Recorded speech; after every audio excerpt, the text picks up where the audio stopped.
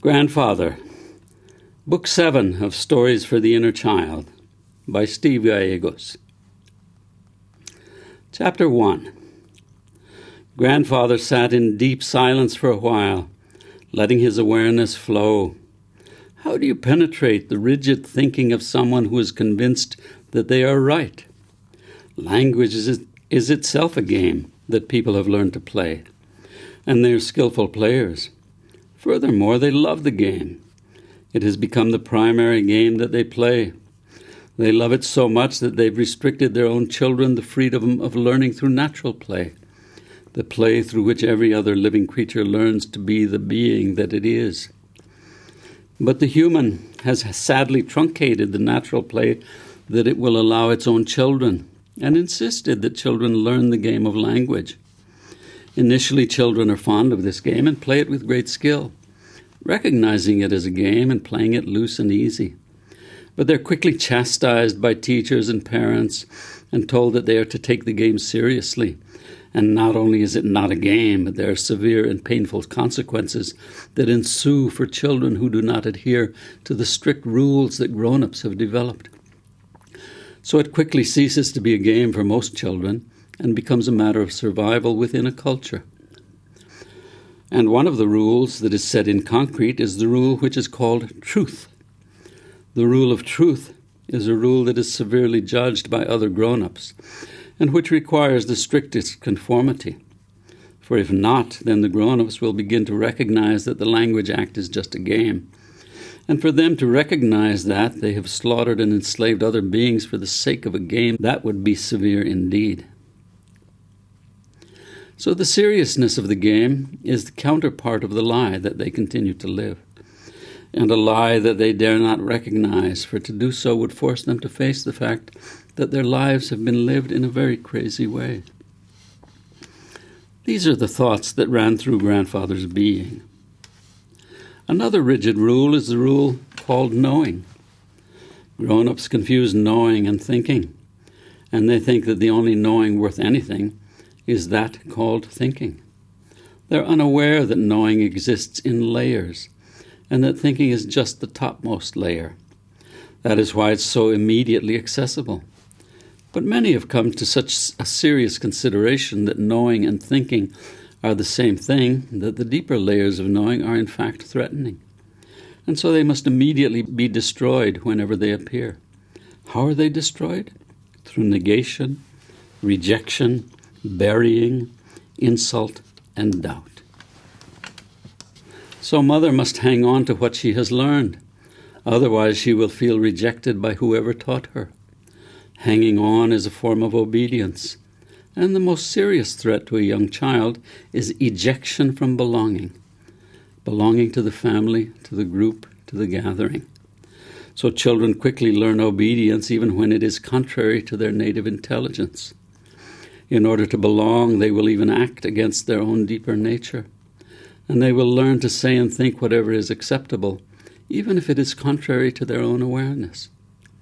So real and imaginary have become the powerful concepts that divide mother's awareness. And rather than learn about and through her own powerful experience, mother immediately judges her experience as to how it fits either of these concepts, and either accepts it as valid or rejects it as invalid. Thus, the most powerful avenue for her growth and development is sacrificed. Grandfather then allowed his awareness to venture freely into his deep imagination. He saw mother as a small child. It was dark. She was sleeping in a room that was dark. Suddenly a door opens. She opens her eyes and calls out, "Daddy, is that you?" A male voice, rough and threatening, whispers, "Quiet, keep quiet, damn you." The child stiffens in fear. A large hand is extended that covers most of her face. She can hardly breathe and cannot utter a sound. She whimpers silently as a heavy hot weight descends on her. She feels she is being crushed. The weight is rhythmic, and hot breath blows in her face. A pungent smell that she learns later are the smells of tobacco and alcohol. There is pain, unbearable pain, but still she cannot make a sound.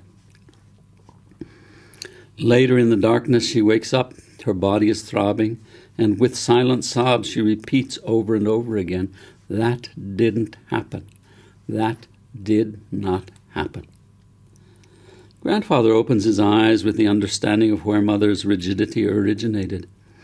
The link between what is real and what is imaginary is separated by trauma and unbearable pain. And I know exactly how to support her in the healing that she so desperately needs.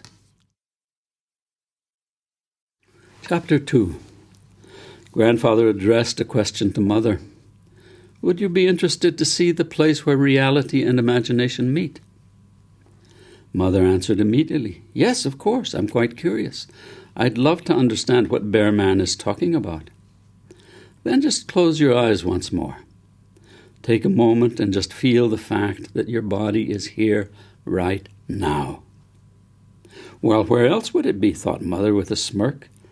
But as she focused on feeling her body, she was suddenly struck by a dreadful terror right in her belly. Spontaneously she uttered, "No, please, no, not again." Grandfather immediately said to her, "Let yourself see the child that is afraid." Mother was shocked. She did see a small child huddled in bed, trying to be quiet, but the child was frantic.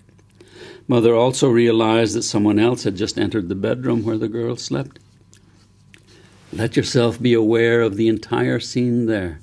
Recognize how terrified the little girl is, and ask yourself if you're ready to rescue her. Oh, yes, I have to get her out of there. Let yourself go up to her and say to her, "Come with me. I'll take you to a safe place." Then pick her up and carry her out of that room until you're in a place where you're both safe. The man is shocked that someone else is there. He tries to hide his face. I pick up the girl and we rush out the door. I don't really know where we go. I carry her frantically, and she's clinging to me like her life depended on it. I don't really know where we are, but it feels safe now. Ask the little girl what she needs from you, Grandfather continued. She says she just needs to stay with me so she will be safe, someplace where this man cannot get at her. She is sobbing and clinging tightly to me. I feel the wetness of her tears on my neck, and I stroke her hair very gently. She's so small. How could anyone do that to her? Ask her if she'd be willing to just stay with you so she will be safe. She says yes, she would. But how would I do that? Would it be okay for her just to live in your heart where she is safe? Grandfather asked.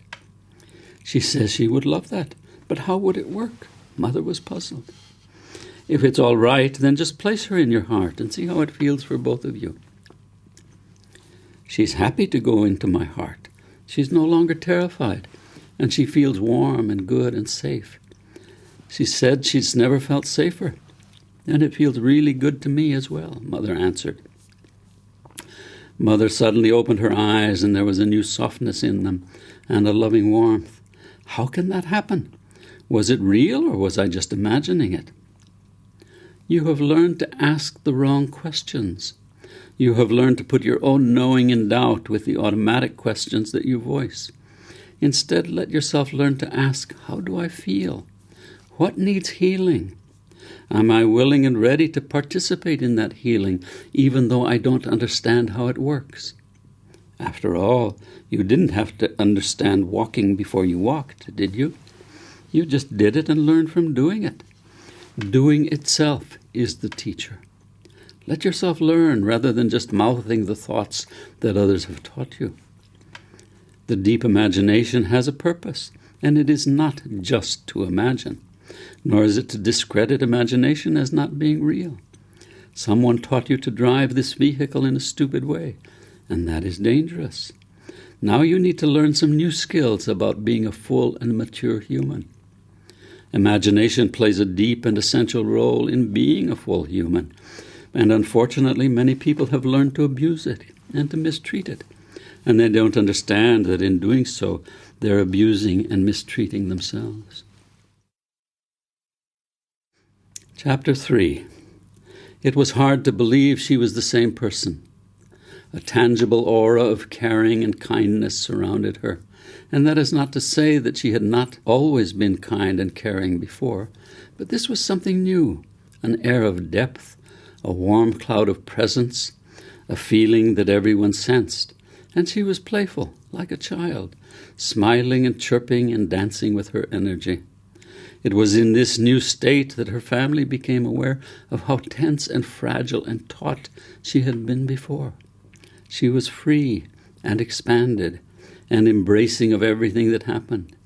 In a simple word, the people around her felt loved.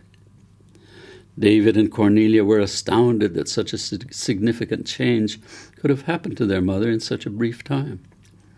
Of course, grandfather had seen what had happened to her as a child, and he knew how to help her enter her imagination in order to effect this change.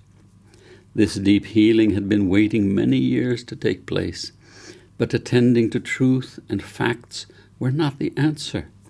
Presumptuous, patterned, logical thoughts held no room for such an inner change to take place. One needed to know the landscape of the deep imagination and its dynamics in order to support and nurture such a change. And grandfather knew that landscape well. He sat back and enjoyed the wonder that he saw in people around him. Even mother was awestruck by such a sudden, much-needed change. Grandfather had not always known the inner landscape. There had been a time long ago when he had thought that he was completely alone in the world. He had not then known that all inner landscapes are interconnected, and that a skillful traveler could venture from one to another. He had not then known that people were deeply connected with each other in a place that they had rejected to look at because their own logic had disowned such a possibility.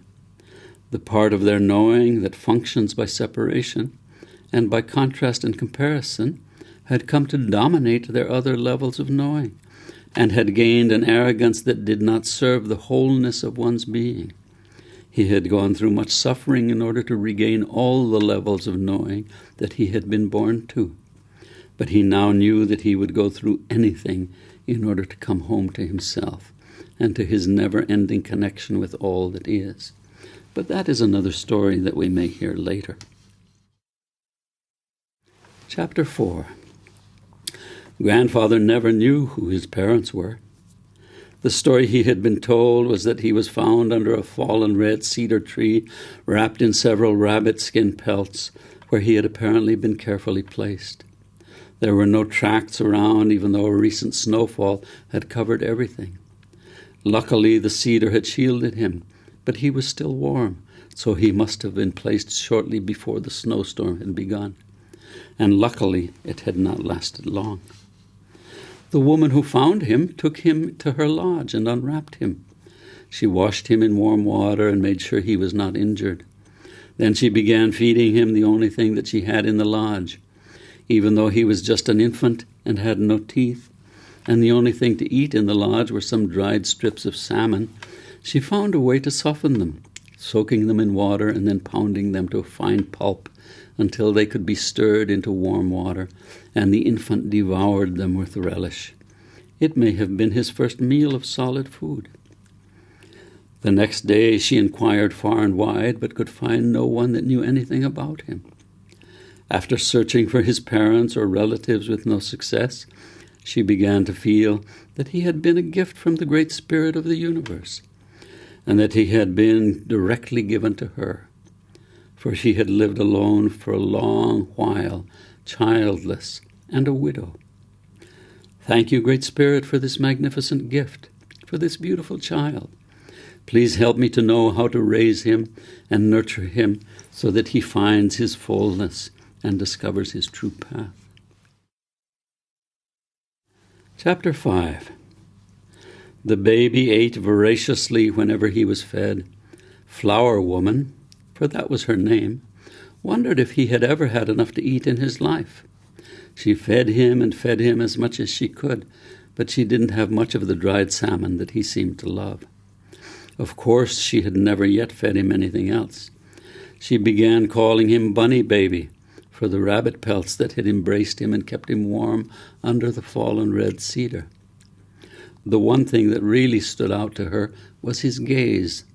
He would look intently into her eyes. In fact, it was almost frightening, because she felt that he was looking through her in a very mysterious way, seeing her so completely that there was nothing about her that he did not see. It was almost disconcerting. Almost. Flower Woman loved this little baby so completely that she felt like a warm light had come into her life, and for the very first time she felt complete. Flower Woman was a strong woman. She had survived living alone for many years. The sudden death of her husband had been an intense shock to her that had caused her to withdraw, and she had never rejoined the social activities with the others in the village. Instead, she had gone for long walks in the forest and had climbed the nearby mountains, breathing deeply of the fresh salt air and looking out over the vast landscape. She could see the soft clouds out over the sea, so soft that they were almost graspable, and she had wondered what it would be like to sleep on one of those clouds, not just for a nap or a night, but for the timeless extent of the great mystery itself. The draw of these thoughts had brought her to the very edge of a high cliff, and she had felt that if she took only one more step, she could float off into such a dream. But just as she was thinking this, a great eagle flew directly in front of her face, so close that it shocked her and she stepped back in fright. Stunned, she turned around and went back down the mountain. The event was so intense that she couldn't get the vision out of her mind. And as she focused on it, she was fascinated by the fact that the eagle had 3 red stripes on either side of its beak. She had never seen such a bird before. Chapter 6. Bunny Baby grew rapidly and was soon crawling around. As Flower Woman observed him, she realized that he was always exploring, and that whatever he encountered was probed with his little fat fingers, held up to his nose to sniff, brought to his mouth to taste, listened to, and looked at over and over again. He seemed to be trying in some way to get inside of the thing, to know it not only from the outside but also from deep within. She soon realized that she was fascinated by his curiosity, and that she was relating to him in the same manner that he was relating to whatever he was discovering. She was trying to know him from inside himself, and she quickly developed the ability to experience the world from within him. This wasn't expected. It just happened suddenly. Chapter 7. Flower Mother was my mother, Grandfather continued. She was very playful. She always told me that she had found me under a log wrapped in rabbit pelts. It was kind of a game she played with me. I never knew my father, and she would never tell me his name, so even as a young child, I was always searching for a man that could teach me about manhood. I think part of it was because Flower Mother and I were so very close that I needed a man example in order to be balanced. So I was always searching for my balance. But no man ever seemed to fit the role, and so perhaps all men became my model. Or else I had to discover the man within myself, the man that I actually am, and so my search carried me to the very roots of my being. For some reason, I think Flower Mother found her own balance through my existence, and so I brought her into a kind of wholeness that she had always needed. I don't mean for it to sound like she possessed me or controlled me in any way, for she did not. She allowed me remarkable freedom. You heard from Bear Man about his need to explore the outer world, the world of nature and animals and landscape. Mine was the other way. I had a tremendous need to explore the inner world, to discover myself on the inside, deep within my own experiences.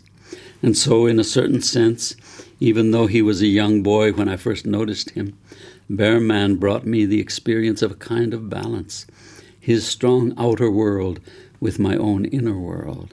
And so we became fast friends. David listened with fascination. He had learned so very much from these 2 teachers, but he had never before given thought to what they had learned from each other, or how they fit together as teachers. and he realized that in their two teachings they had helped him to come into a kind of balance within himself. "How do you mean you brought your own mother into a kind of wholeness?" David asked, thinking about his relationship with his own mother, Joy. "Women need a man's energy, not just around, but inside of themselves," Grandfather answered. "You see, every being is complete within who they are. An eagle is complete as an eagle, a salmon as a salmon. Only people are a bit split. We confuse a part of who we are with our wholeness. That is, we mistake one aspect of ourselves as the complete being, and so we don't realize that we also contain the opposite of who we are. And this is exactly the component that we need in order to complete our wholeness. Understand?" David shook his head, as did Joy and Father. Only Cornelia nodded. "Let me explain a bit further. Sometimes this is difficult to understand, and so we need a few examples. Of course, in the long run, understanding is never enough. We need the actual experience of what I'm talking about in order to really know. When knowing happens only in words, it remains superficial. And even though we may think that we understand, we really don't know until we've had the experience. I give you first of all the experience of an orgasm." Cornelia asked interestedly, "What's an orgasm?" The other listeners blushed slightly at her question, except for Bearman, who let out an explosive guffaw. "My point exactly," continued Grandfather. "An orgasm is an experience that most people have who are older than you, Cornelia, and that is a bit embarrassing to talk about in public. That is why the others here blushed, except for Bearman, who always enjoys a bit of humor. I could describe an orgasm, Cornelia, but to do so would only embarrass you as well at this point. For you would still not know what it was until you experienced it, and for that you would have to be at least a young teenager." Cornelia just looked puzzled. Her family was glad that Grandfather had not pursued the description further, but Bearman, hoping that he would, was still chuckling. "The second example is about your inclusion in this mysterious universe. You each have the view of who you are here, but the universe also has a view of you as an element within its own aliveness. This is a thing you can never understand, certainly never fully, because the universe is so much more vast than you are. It is like your little finger trying to understand the vastness of this complex body, of which it is a part. Your body is much more complex than your little finger, but your little finger can honor its inclusion and just function in the best way it can whenever it needs to, and it will know when that is. So here you are, part of a vast living being that you will never understand, and yet you are included as an important aspect of itself. So your job is to honor your experience and to recognize that you are part of a much, much greater wholeness, and to learn to trust your knowing of how to be an honorable element. Never forget, your little finger can feel itself, but your entire body can also feel your little finger and knows how it is doing, and when it hurts, you hurt. Chapter 8. Grandfather was quiet for a while. He seemed to be reflecting deeply. Suddenly Father said, "So the tree lives in the deepest level of my knowing. I understand now.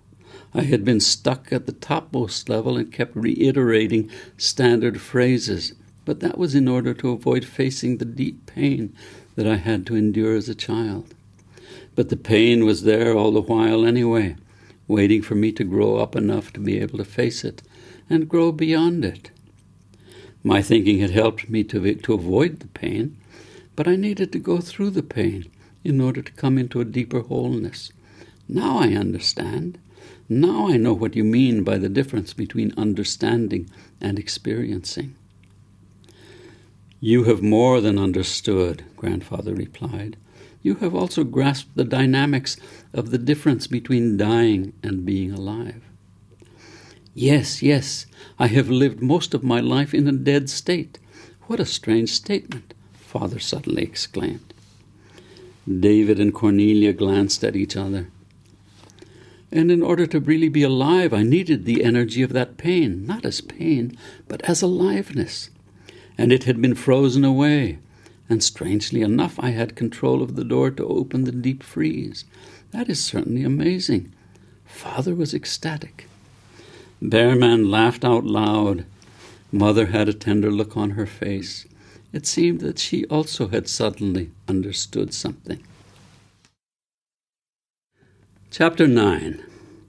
Yes, yes, Mother almost shouted. I needed to face the terror and dread of that little girl that I once was, but who I had helped hide all my life. I needed to face what she faced and to rescue her so that she could live with me, an adult woman. I needed to act. I see that I had been acting all along, but acting to help keep her hidden, rather than acting to help her feel safe and secure and cared for. I understand now that I couldn't go there in my thinking. In fact, my thinking had helped to keep her hidden. I could only go there in my imagination. I see now why you say imagination is real. It helped me do something that I had been avoiding doing my entire life. Yes, Grandfather answered. This is the great loss of Western civilization. The place in us that knows about healing and helping us achieve our wholeness has been discredited because it does not follow the pattern that has come to be so loved, the pattern called logic and mathematics. Logic and mathematics is just one of the languages we have invented. And then we try to force our very humanity to adjust itself to fit that pattern, without recognizing that the pattern itself is one of the creations of our very humanity, and that being human is much greater than being logical and mathematical. Logic and mathematics are very fine, but they're no substitute for aliveness. Cornelia suddenly blurted, Yes, this is what I've known all my life, but I've never before heard anyone else to see it so clearly. Aliveness is supposed to come first. And this is exactly what you rescued me from, said David, imprisonment in a singular perspective. You and Bearman helped thrust me into the experiences that I needed in order to expand my knowing of myself. Bearman added with a smile and an added wink to Grandfather, The kid's beginning to get it. Not beginning, said Grandfather. He was with it all along. That's what saved him. If he had not had such a deep trust in his imagery, we never would have heard his call. Chapter 10. Dusk was beginning to fall as the group made its way back down the mountain. Bearman led the way as he knew the path so well he could follow it in the dark. The family followed, feeling rejuvenated, and best of all, experiencing the unity of their belongingness. Father was ecstatic. Mother was still deeply reflective. David felt like a champion, and Cornelia looked into the future with an openness and a gladness that should be present in every child. And Grandfather, having become slower in his long years, brought up the rear, exultant in the feeling of deep fulfillment. Above them all, high up in the sky, flew a mysterious eagle, silent and aware, with 3 red stripes on either side of its beak. This is the end of Book 7. Thank you for listening. I am Steve Gallegos, both the reader and the author. I invite you to continue on with Book 8, The Singer Within.